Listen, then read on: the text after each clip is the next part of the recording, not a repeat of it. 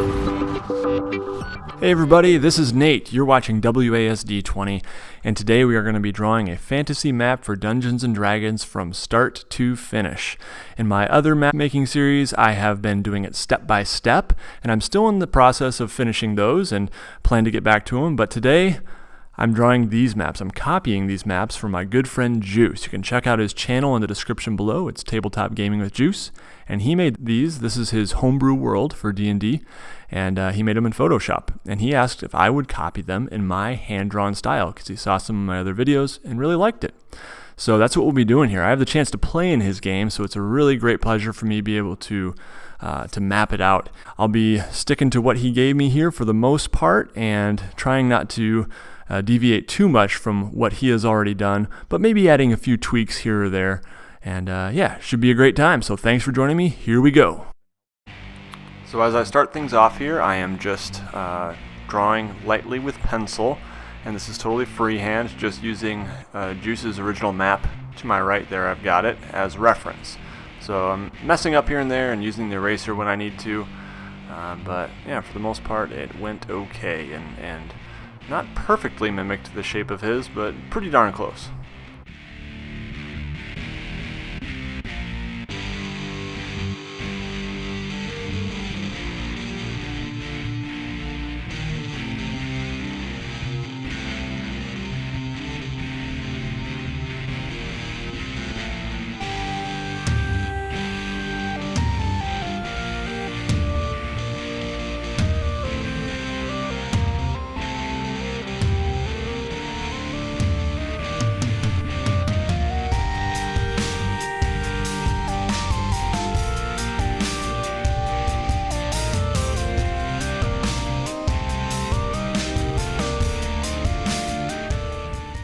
Coming up in a little bit here, you're going to see me starting to lay down the ink. And so for this, I'm using a Papermate Flare pen, which is not any kind of fancy art pen. It's just a pen that I use quite a bit in my job and I happen to have laying around, but it works pretty well. It's got a pretty thick tip to it.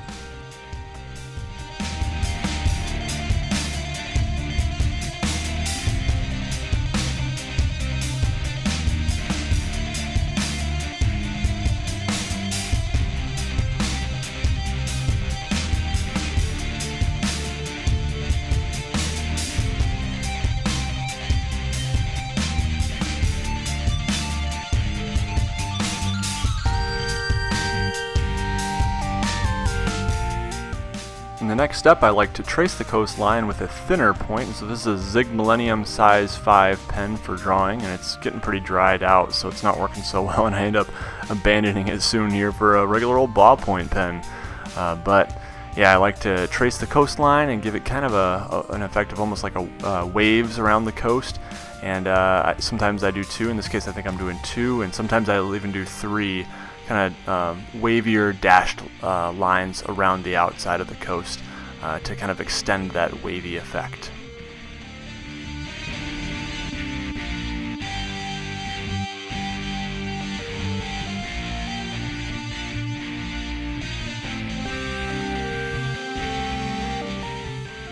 In this step, you see me doing something I should have done earlier. I should have done it after my very first coastline with ink.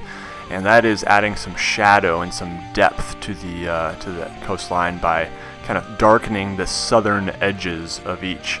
And I really like this step. It really makes the map pop. It's not super realistic, but I just really like the way it looks.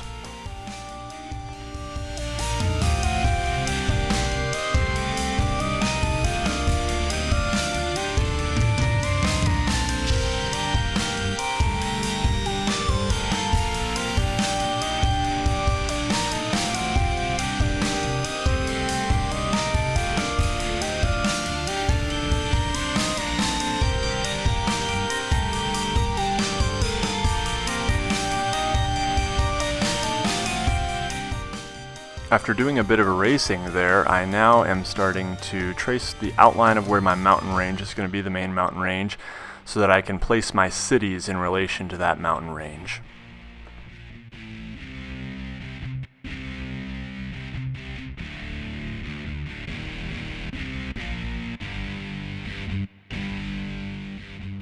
The city that I'm making right here, the little town, is called Pine Run, and this is where our whole campaign started. Just to give you a little background, it's kind of a mining town, and Sandstrom is another major city there on the left, and this one right here is Brouwerhan. So these are all cities that we have frequented and adventured in between, and yeah, lots of good times and good memories in and around this area here.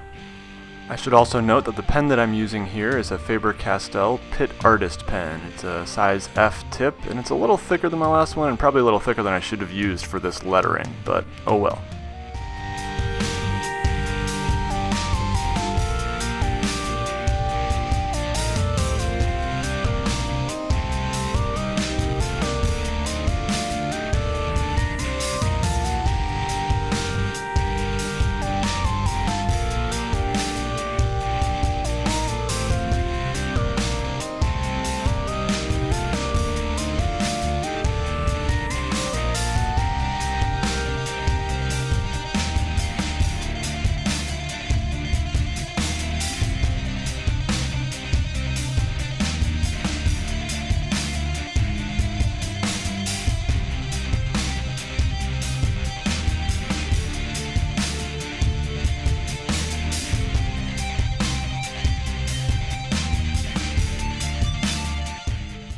And very soon here, the actual mountains are going to be penciled in. And so the way I do these, I've got a video on it, and you can check the whole map making series in the description below.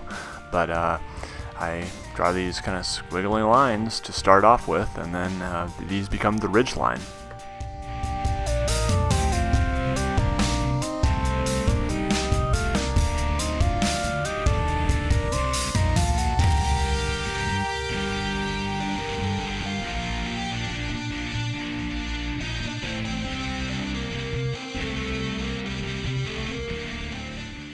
And Juce did not have any rivers or lakes in his original maps, so I took the liberty of just throwing a couple of those down in here. And you also see me starting to trace the edges of the forests. And I'm doing the forest in a slightly different way than I've done in my previous one, but pretty much the same style.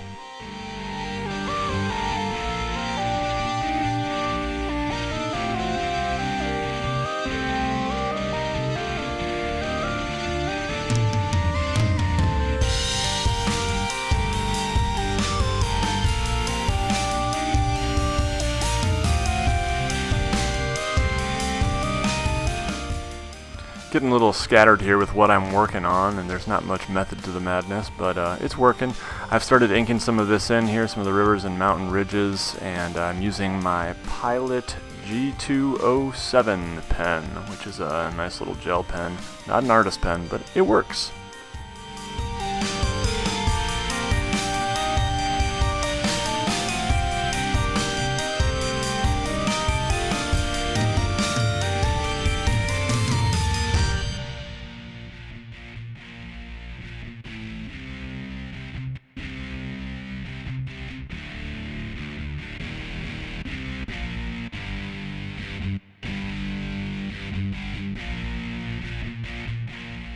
As I apply some shading to the mountains here, that's one of the things that really starts to make the map pop for me, and it's just looks great. I love it.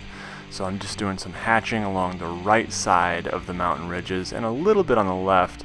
You don't want to go completely on the right side because then that leaves no texture to the left side. You want some shadows there on the left too. But yeah, I love this process, and pretty happy with how the mountains turned out here.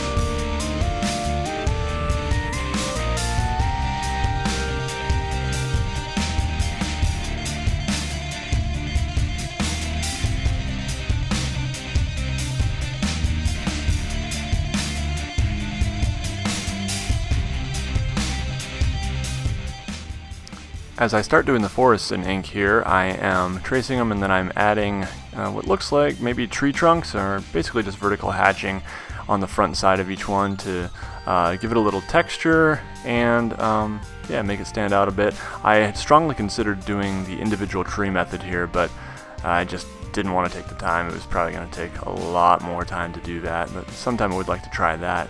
Then in the middles of the forests here, I am just kind of doing some squiggly lines and yeah, various shapes, little kind of triangles, points of trees, some more circular, and just kind of giving it a little texture in the inner part too. There's also an elven city in the middle of that one that Juce told me about when I showed him. He said, oh, there's an elven city right there. Then right here I'm drawing a dwarven stronghold. I kind of messed up and didn't leave much room for the, I think it's the Eastern Dwarven Kingdoms, and he wanted a walled city in here, and so I kind of had to cram it in there, but that's alright. I think it ended up looking okay.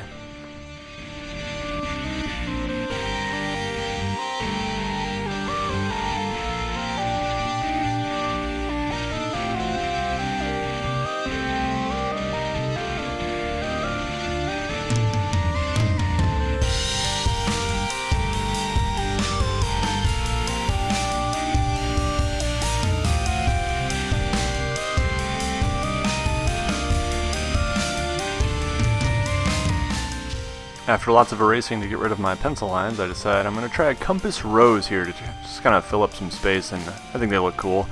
And I'm freehanding this. I'm not using a ruler or anything, even though there was one well within my reach. I am stubborn and possibly foolish, so I decided I'm going to freehand this thing, and it turned out okay. It could have been better for sure. It's my first time ever doing a compass rose. I was pretty much done, but I decided to ask Juce if he wanted the roads in there. I forgot about the roads, and he said he did, so I'm doing those just as kind of lightly dashed lines here.